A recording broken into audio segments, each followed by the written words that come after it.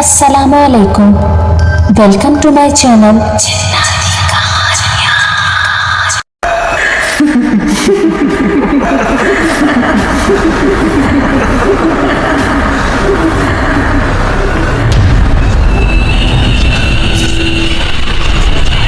तमाम videos updates के लिए मेरे चैनल जिन्नाती कहानियों को सब्सक्राइब करके बेल नोटिफिकेशन को ऑन कर दें।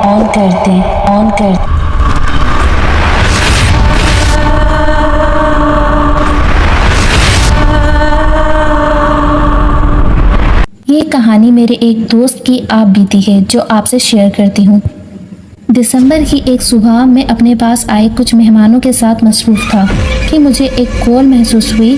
दूसरी तरफ मेरे एक बहुत प्यारे ताल्लुक़ वाले शरीफ साहब, जो कि ना सिर्फ मेरे साथ बहुत बेतकल्लुफ़ भी हैं, हालांकि उम्र में मुझसे काफ़ी बड़े हैं और मुझे बदर पुत्र ही कहते हैं, लेकिन उनसे मेरा रिश्ता दोस्ती के करीब करीब है। उसकी वजह उनकी सादा तबीयत और दिल की अच्छाई है। शरीफ साहब चंद एकड़ के जमींदार होने के साथ साथ मांदरा भी हैं। मांदरा लफ्ज़ से कई काराइन ना वाकिफ होंगे। बताता चलूं कि सांप बिच्छू के कांटे का दम करने वाले को मांदरा कहते हैं। देहात में लोग आज भी सांप बिच्छू के काटने पे मांदरों के पास जाकर दम करवाते हैं और उस जहर का देसी इलाज करवाते हैं और अल्लाह के करम से शिफा पाते हैं। मेरे हेलो करने पर शरीफ साहब बोले, बदर पुत्र घर में ही है ना? जी बिल्कुल घर ही हूँ, सब खैर तो है ना? तो बोले, सब अल्लाह का फजल है, तू बस घर रहना, किसी को लेकर 1 घंटे तक तेरे पास आ रहा हूँ। ये कहकर साथ ही कॉल कट कर दी। मैंने इस 1 घंटे में मेहमानों को फारिग किया। आखिरी बंदा रवाना होने ही लगा था कि शरीफ साहब मेरे घर पहुँच गए। उनके साथ एक मर्द और एक औरत थे। सलाम दुआ और हाल अहवाल के बाद मैंने सवालिया निगाहों से शरीफ साहब की तरफ देखा। वो बोले कि बदर पुत्र, ये दोनों आज सुबह मेरे पास आए हैं। मैंने इनसे पूछा कि सांप ने काटा है या बिच्छू ने? तो कहते हैं कि ना सांप ने काटा है ना बिच्छू ने। फिर इन्होंने अपनी परेशानी मुझे बताई तो मैं समझ गया कि ये मामला तुम्हारे मतलब का है, तो इनको लेकर मैं तुम्हारे पास आ गया। ये कहकर शरीफ साहब खामोश हो गए।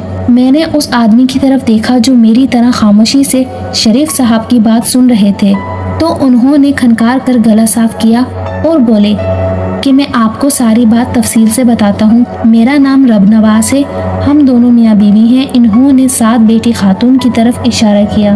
हमसे जुड़ी परेशानी हमारे दादा अब्बा के वक्त से शुरू हुई। मेरे वालिद साहब मेरे दादा अब्बा की इकलौती औलाद थे। अभी वालिद साहब की उम्र 10 साल थी कि मेरे दादा के साथ ये वाक़या पेश आया। हुआ इस तरह कि दादा अब्बू एक गांव में रहते थे और एक जमींदार के यहाँ उनके जानवरों को चारा डालने की नौकरी करते थे। दादा अब्बू का घर गांव से थोड़ा हट कर था। घर के इर्द गिर्द दरख्तों के झुंड थे। एक दिन उस जमींदार ने एक बीमार भैंस तोहफे में मेरे दादा को दे दी। दादा दादी ने उस भैंस की खूब सेवा की। अल्लाह का करम हुआ और वो भैंस ठीक हो गई। भैंस ने दूध देना शुरू कर दिया था। घर में दूध की और घी की फरावानी हो गई थी। उन दिनों कोई भी दूध नहीं बेचता था, सब दूध बेचना गुनाह समझते थे। हुआ इस तरह कि एक दिन जब दादी दूध निकालने गई तो भैंस का दूध का एक कतरा भी ना निकला। दादी बहुत हैरान हुई।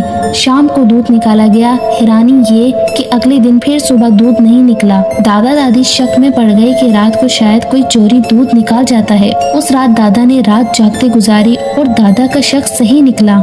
शहर से भी पहले दादा ने भैंस को बोलने की आवाज सुनी। दादा अब्बू खामोशी से भैंस की तरफ बढ़े। अंधेरा कुछ खत्म हो रहा था। दादा अब्बू ने भैंस के पास गौर से देखा तो उन्हें एक नौजवान लड़का भैंस के पास बैठा नजर आया। दादा अब्बू थोड़ा और आगे बढ़े तो देखा कि वो नौजवान भैंस का दूध पी रहा है।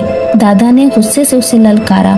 दादा अब्बू की आवाज सुनते ही वो नौजवान चौंक कर पीछे हटा और उठकर सरपट दौड़ लगा दी और घर की दीवार फलांग गया। दादा बेचारे के लिए सब बहुत अजीब था। खैर, दादा अब्बू ने बात सुबह पे छोड़ दी कि सुबह जमींदार को बताकर गांव से उस बंदे को ढूंढूंगा। दादी भी आवाज सुनकर उठ चुकी थी। दादा ने सारी बात दादी को बता दी। वो बोली, अच्छा जाने दो, किसी भूखे का पेट भर गया यही बहुत है। सारी रात जागने की वजह से दादा की तबीयत कुछ बेहतर ना थी। तबीयत की खराबी की वजह से दादा अब्बू जमींदार के घर ना जा सके और काम से छुट्टी कर ली। اس دن دوپہر کے وقت گھر کے دروازے کی کنڈی کھٹکی۔ دادا ابو نے دروازہ کھولا تو سامنے خوبصورت شکل کا نوجوان کھڑا تھا۔ دادا نے اسے پہچان لیا کہ یہ صبح والا ہی نوجوان ہے، مگر اس کی خوبصورتی اور آنکھوں کی چمک نے دادا کی زبان بند کر دی تھی۔ سلام کرنے کے بعد وہ نوجوان بولا کہ میں ایک پردیسی ہوں، کچھ دن ادھر رہنے آیا ہوں۔ میرا آپ کے پاس آنے کا مقصد یہ ہے کہ میں 3 دن سے آپ کی بھینس کا دودھ پی رہا ہوں۔ میں اس کی اجرت دینے آیا ہوں۔ درخواست کرتا ہوں کہ آپ روز رات کو اپنی بھینس گھر سے باہر درختوں کے جھنڈ کے پاس باندھ دیا کریں۔ اگر آپ کو یہ لگے کہ بھینس چوری ہو سکتی ہے تو میں پوری بھینس کی قیمت سے دگنا زیادہ قیمت ادا کر رہا ہوں۔ آپ بس بھینس کی خوراک کا خیال رکھیں۔ یہ کہہ کر اس نے 3 سونے کے سکے دادا کے ہاتھ پر رکھ دیے اور بولا، یہ دودھ اور بھینس کی قیمت ہے اور یہ 1 سکہ اور، اس بات کو راز رکھنے کے لیے۔ یہ بات تم نے اپنی بیوی کے علاوہ کسی کو نہیں بتانی، کسی کو بھی نہیں۔ میں جب یہاں سے جاؤں گا تو تمہیں اور بھی انعام دوں گا۔ واپس مڑ کر درختوں کے جھنڈ کی طرف چلا گیا۔ دادا ابو جو حیرانی سے سکے ہاتھ میں پکڑے اس خوش شکل نوجوان کو دیکھ رہے تھے، اس نوجوان کے نظروں سے اوجھل ہونے کے بعد حیرانی بھری خوشی کے ساتھ دروازہ بند کر کے واپس مڑے۔ انہیں یقین نہیں آ رہا تھا کہ سونے کے یہ 4 چمچماتے سکے اب ان کے ہیں۔ انہوں نے ساری بات دادی کو سنائی۔ دادی جو حیرانی اور بے یقینی سے سکوں کو دیکھتے ہوئے یہ سب سن رہی تھی، خوشی سے بولی کہ سوچ کیا رہے ہو، جلدی سے جا کر بھینس کو درختوں کے جھنڈ میں باندھ دو۔ غرض یہ کہ روز شام کے بعد بھینس درختوں کے جھنڈ کے پاس باندھ دی جاتی اور صبح واپس گھر۔ اس بات کو 15 دن گزر چکے تھے کہ ایک دوپہر 2 جوگی بین بجاتے دادا کے گھر کے سامنے آ پہنچے اور دروازے کے آگے بیٹھ گئے۔ دادا ابو اس وقت زمیندار کے گھر گئے ہوئے تھے۔ دادی نے دروازہ کھول کر جوگیوں کو خیرات دی۔ جوگی دعا دینے لگے۔ ایک جوگی بولا، اگر روٹی مل جائے تو بڑی مہربانی ہوگی۔ دادی بولی، روٹی تو نہیں پکی، میں دودھ لا دیتی ہوں۔ یہ کہہ کر دادی اندر سے 2 کٹورے دودھ کے لے آئیں۔ جوگیوں نے دودھ کا گھونٹ بھرا اور چونک کر ایک دوسرے کو دیکھا۔ دادی جو پاس کھڑی تھی ان سے ایک جوگی جو کہ عمر رسیدہ تھا بولا، پتر، تیرے علاوہ گھر میں کون کون رہتا ہے؟ میں چاہتا ہوں تو اس کا نام بتا تاکہ میں اس کو بھی دعا کر دوں۔ دادی بولی، میں، میرا معصوم بیٹا اور شوہر کے علاوہ کوئی نہیں۔ جوگی بولا کہ پتر، تو مجھ سے کچھ چھپا رہی ہے، کوئی اور بھی ہے تیرے گھر والوں کے علاوہ تیری بھینس کا دودھ پیتا ہے۔ میرا علم مجھے بتاتا ہے کہ وہ تیرا اور تیرے گھر والوں کا دشمن ہے، تو مجھے بتا۔ دادی جو سیدھی سادی سی تھی پریشان ہو کر بولی، اور تو کوئی نہیں، ایک اجنبی نوجوان کچھ دن سے دودھ پی جاتا ہے مگر ہمارے گھر نہیں آتا۔ یہ سن کر دونوں جوگی ایک دوسرے کو دیکھ کر مسکرا دیے۔ وہی بوڑھا جوگی بولا، وہ کب آتا ہے؟ تو دادی نے اسے وقت بتا دیا۔ جوگی بولا، وہ انسان کے روپ میں کوئی بلا ہے، تو ہمیں اجازت دے کہ ہم جھنڈ میں چھپے رہیں اور جب وہ آئے تو ہم اسے پکڑ لیں۔ سادہ سی عورت چالاک جوگی کی باتوں میں آ چکی تھی۔ انہوں نے نہ صرف ان کو ان کی بات کی اجازت دے دی بلکہ چارپائی بھی ڈال دی کہ اس پر سکون سے بیٹھو، میں تم لوگوں کے لیے کھانا بناتی ہوں۔ ادھر دادا ابو زمیندار کی بھینسوں کو چارہ ڈالنے میں مصروف تھے کہ دادا کو ان کے نام کی پکار سنائی دی۔ انہوں نے مڑ کر دیکھا تو ان کو وہی نوجوان کھڑا دکھائی دیا۔ دادا اسے دیکھ کر خوش ہو گئے۔ نوجوان نے کہا کہ میں تم سے بہت ضروری بات کرنے آیا ہوں۔ میں انسان نہیں ہوں، میں ایک سانپ ہوں اور اپنی عمر پوری کر کے روپ بدلنے پہ اب قادر ہوں۔ تم جانتے ہو یہ ساون کا مہینہ ہے، اس مہینے میری مجبوری ہے، میں نے ہوا میں رہنا ہے، اس لیے میں تمہارے گھر کے پاس درختوں کے جھنڈ میں رہ رہا ہوں۔ بہت سے جوگی کافی عرصے سے میرے پیچھے لگے ہوئے ہیں، میں بس اس مہینے کمزور ہوتا ہوں۔ اس علاقے کے جوگی میری بو سونگھ چکے ہیں، وہ مجھے ڈھونڈ رہے ہیں۔ بدقسمتی سے وہ تمہارے گھر آ پہنچے اور چالاکی سے تمہاری بیوی سے میرے بارے میں سب اگلوا لیا، اور اب وہ سحر ہونے کا انتظار کریں گے کہ میں دودھ پینے آؤں تو وہ مجھے پکڑ لیں، مگر جب تک سحر ہوگی میں بہت دور جا چکا ہوں گا۔ میں نے وعدہ کیا تھا تم سے کہ جب جاؤں گا میں تمہیں انعام دوں گا۔ گھر کے سامنے ایک شیشم کا پیڑ ہے، اس شیشم کے پیڑ کے پاس ایک سوراخ ہے، परसों जुम्मे के दिन फजर की नमाज के बाद अपनी भैंस का थोड़ा सा दूध उस सुराख में डाल देना, और ये कपड़ा जैसे तुम्हें कोई आवाज आए उस सुराख के मुंह पर डाल देना और वापस चले जाना। कुछ देर बाद वापस जाना, तुम्हारा इनाम तुम्हें मिल जाएगा। अब घर वापस जाकर कल सुबह तक अपनी बीवी से या जोगियों से कोई बात न करना, ताकि मैं तब तक दूर चला जाऊं तुम्हारी बीवी के बजाय। अगर ये गलती तुमने की होती तो मैं तुम्हें सजा देता, मगर तुम बेकसूर हो। इनाम पाकर अपनी बीवी बच्चों को साथ लेकर यहाँ से किसी दूर दराज के मकाम में चले जाओ। अब यहाँ तुम्हारा रहना बेहतर नहीं। ये कहकर वो नौजवान मुड़ा और चला गया। दादा अब्बू जो हैरानी से खड़े सब सुन रहे थे, शर्मिंदगी, परेशानी और तासुब से उसे जाता देखते रह गए। उन्होंने कपड़े को देखा, ये एक सुर्ख रंग का रुमाल साइज कपड़ा था। उन्होंने उसे लपेट कर जेब में रख लिया। दादा अब्बू समझदार इंसान थे, सारी बात समझ चुके थे। मुख्तसर ये कि उस दिन दादा अब्बू जानबूझ के शाम के बाद वापस गए। दादी बड़ी बेचैनी से दादा का इंतजार कर रही थी। दादा को देखते ही सारी बात झट से सुना दी और कहा, मैं तो डर के मारे आज भैंस बांधने भी नहीं गई। जोगी बाबा को भैंस खोल कर दी और उन्होंने वहां बांध दी। आप जोगी बाबा को मिल लो, मगर दादा अब्बू ने थकावट का बहाना बनाकर इनकार कर दिया। अगली सुबह दिन चढ़े, जोगियों ने दरवाजे पर आवाज लगाई, नाश्ता पानी दे दो। दादा ने, जो आज भी जमींदार के घर काम करने नहीं गए थे, दरवाजा खोला और बड़े गुस्से से जोगी को कहा कि जितना जल्दी हो सकता है यहाँ से चले जाओ, वरना पूरा गांव इकट्ठा करके सजा दिलवाऊंगा कि तुम पहले लोगों के घरों में सांप छोड़ते हो, फिर पकड़ते हो और उनसे मुआवजा लेते हो। भागो यहाँ से। पता नहीं क्या उल्टी सीधी बात सुनाकर तुमने मेरी बीवी को परेशान कर दिया। चालाक जोगी आगे से हंस दिया और बोला, आ गया ना तू भी बहकावे में। आज वो दूध पीने जब नहीं आया तो मैं समझ गया था कि कुछ गड़बड़ है। अब सुन, मैं कई सालों से उसका पीछा कर रहा हूँ। वो रूप बदलने में माहिर है, मेरे बड़े काम आएगा। बड़ी मुश्किल से उसकी बू पाकर मैं उसके सिरे पे पहुंचा था, मगर तूने मेरा सारा काम बिगाड़ दिया। जोगी ने जेब से हल्दी नुमा पाउडर सा निकाल कर दादा अब्बू के आगे हवा में उछाल दिया और कहा, जा, आज के बाद तेरे एक बेटे के अलावा और औलाद ना होगी, और ना ही उसके आगे एक औलाद से ज्यादा औलाद होगी, और ये सिलसिला तेरी 7 नस्ल तक चलेगा। दादा अब्बू ने ये सुनकर तहम्मुल से कहा कि तू जाता है या मैं आवाज दूं गांव वालों को। जोगी बड़बड़ाता हुआ अपने साथी को लेकर चला गया। दादा अब्बू ने दादी से भी काफी नाराजगी का इजहार किया। शाम को दादा अब्बू ने शीशम के दरख्त के पास जाकर सुराख ढूंढने की कोशिश की, मगर सुराख का निशान तक ना था। जुम्मे वाले दिन दादा अब्बू ने फजर की नमाज अदा की और शीशम के दरख्त के पास चले गए। वहां इधर उधर देखा तो दरख्त के पास एक काफी खुला सुराख नजर आया। दादा अब्बू ने उस सुराख में भैंस का दूध, जो वो गिलास भरकर साथ लाए थे, उस सुराख पर गिरा दिया। दूध गिरते ही सुराख में से एक अजीब सी भिन भिनाहट की आवाजें आने लगी।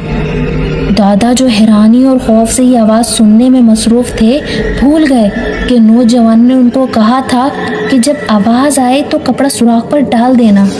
उसी लम्हा अचानक से काले भेड़ सैकड़ों की तादाद में सुराख से बाहर निकलने लगे। भेड़ों के सुराख से निकलने की रफ्तार और भिनभिनाहट की आवाज बहुत तेज थी। जब काफी देर भीड़ निकलने के बाद उनकी रफ्तार और तादाद में कमी आने लगी तो दादा, जो बहुत खौफजदा हुए खड़े थे, उन्होंने चौंक कर वो कपड़ा सुराख पे फेंक दिया। कपड़ा फेंकने की देर थी, भीड़ निकलना और भिनभिनाहट की आवाज आना एकदम से बंद हो गई। दादा ने डर के मारे घर की तरफ दौड़ लगा दी। घर पहुंचकर ऊपर की तरफ देखा कि भीड़ों का गोल होगा, मगर कुछ भी नहीं था। सुबह दिन चढ़े, दादा अब्बू हिम्मत करके दोबारा शीशम के दरख्त के पास गए। कपड़ा वहीं पड़ा था। डरते डरते कपड़ा उठाया तो देखकर हैरान रह गए कि वहाँ काफी मिकदार में सोने के सिक्के पड़े थे और सुराख का नामो निशान तक नहीं था। खुशी खुशी कांपते हाथों से उन्होंने सोने के सिक्के उठाए और घर की राह ली। मुख्तसर ये कि दादा अब्बू ने वो इलाका ही छोड़ दिया। गुर्बत खुशहाली में बदल चुकी थी। जोगी का कहा सच साबित हुआ। दादा की कोई और औलाद ना हुई। मेरे वालिद के जवान होने पे दादा ने ये वाकया उनको सुनाया। उनकी शादी की, फिर मैं पैदा हुआ। मैं जब समझदार और शादी के लायक हुआ तो मेरे अब्बू ने ये वाकया मुझे सुनाया। दादा अब्बू भी कभी मूड में होते तो सुनाया करते थे ये वाकया। मेरी शादी के बाद दादा अब्बू और वालिद साहब की वफात हो गई। मेरी शादी के बाद 7 साल तक हम औलाद से महरूम रहे। बहुत कोशिश की, इलाज करवाया, अल्लाह पाक ने बेटे से नवाजा। अल्लाह के करम से मेरा बेटा 4 साल का है, मगर उसके बाद कोई औलाद नहीं हुई। हम जहाँ सुनते हैं वहाँ भागते हैं। सारे आमिल हजरात सारी बात सुनकर यही कहते हैं कि इस जोगी ने दादा पर जो अमल कर दिया था उसकी काट करनी पड़ेगी, मगर नाकामी का सामना करना पड़ता है। रुपया पैसे की कमी नहीं, बस औलाद की कमी का एहसास होता है। हमें किसी ने कहा कि आप किसी मांदरे के पास जाएं। मेरे एक मुंशी साहब बाबा शरीफ को जानते थे। उन्होंने उनका बताया। उन्होंने सारी बात सुनकर आपका जिक्र किया और अब आपके पास बैठे हैं। ये कहकर वो साहब खामोश हो गए। मैं काफ़ी दिलचस्पी और तवज्जो से उनकी बात सुनने में मसरूफ़ था। मेरी ज़िंदगी में रोज़ नई से नई और दिलचस्प बात और वाक़या देखने सुनने को मिलते हैं, मगर ये वाक़या अपनी मिसाल आप था। मैंने इनको तसल्ली दी कि आप नाश्ता करें, चाय पिएं, फिर देखता हूँ क्या मामला है। मैंने इनके नाम वगैरह, जिनमें दादा दादी के नाम भी शामिल थे, लिख लिए। उनके नाश्ता करने के दौरान मैं उस सारे मामले की मालूमात ले चुका था। जब मैं मालूमात ले चुका तो वापस उनके पास जा बैठा और अर्ज़ किया कि मोहतरम, मेरी ज़िंदगी में ऐसा वाक़या और मामला पहली बार आया है। मैं समझ सकता हूँ कि आपके दादाजी ने जो आपके अब्बू को बताया वही आपके अब्बू ने आपको बताया। उसमें कौन सी बात कितनी हद तक सच है मैं नहीं जानता, मगर ये ज़रूर कहूँगा कि आपकी ज़ात पे कोई सहर के असरात नहीं, और अगर मेरा हिसाब ठीक है तो आपके वालिद साहब की ज़ात पे भी आपके दादा अब्बू की तरह कोई सहर का असर नहीं था। आपने बताया कि जब ये वाक़या पेश आया आपके वालिद की उम्र 10 साल थी और वो आपके दादा की इकलौती औलाद थे। इस हिसाब से देखा जाए तो आपकी दादी दादा पहले से ही उस कमी में मुब्तला थे। आगे इनके औलाद में आप भी इकलौते हैं। अब आपका बेटा भी आपकी इकलौती औलाद है। पूरी दुनिया में ऐसे कई घर हैं जिनकी एक ही औलाद होती है। आप परेशान ना हो, मैं आपको कुछ पढ़ने और कुछ इस्तेमाल करने का एक इलाज बता देता हूँ। अल्लाह ने चाहा तो अल्लाह पाक आपको और औलाद से नवाजेंगे। इस दौरान आप किसी अच्छे डॉक्टर से मिलें। मुख्तसर ये कि कुछ हफ्ते के रूहानी इलाज और मेडिकल के इलाज के बाद एक दिन रब नवाज साहब की मुझे कॉल आई, जो खुशी से फूले ना समा रहे थे। कह रहे थे कि अल्लाह का बहुत करम हो गया है, मेरी बेगम उम्मीद से है। 9 माह बाद उनको अल्लाह पाक ने जुड़वा बच्चों से नवाजा। रब नवाज साहब ने मुझसे मशवरा करके दोनों बच्चों के नाम रखे। अगले दिन रब नवाज साहब ढेर सारी मिठाइयाँ और तहाइफ के साथ तशरीफ़ लाए। जाते वक्त उन्होंने एक लिफाफा मुझे दिया और कहा कि मैं जब चला जाऊं तो ये लिफाफा खोलिएगा, इसमें एक ख़ास तोहफ़ा है। उनकी गाड़ी रवाना होने के बाद मैंने बड़े इश्तियाक से वो लिफाफा खोला। अंदर एक बारीक पेपर था। मैंने वो पेपर निकाल कर खोला तो मैं मुस्कुरा दिया। सामने एक बारीक सा सोने का सिक्का पड़ा था।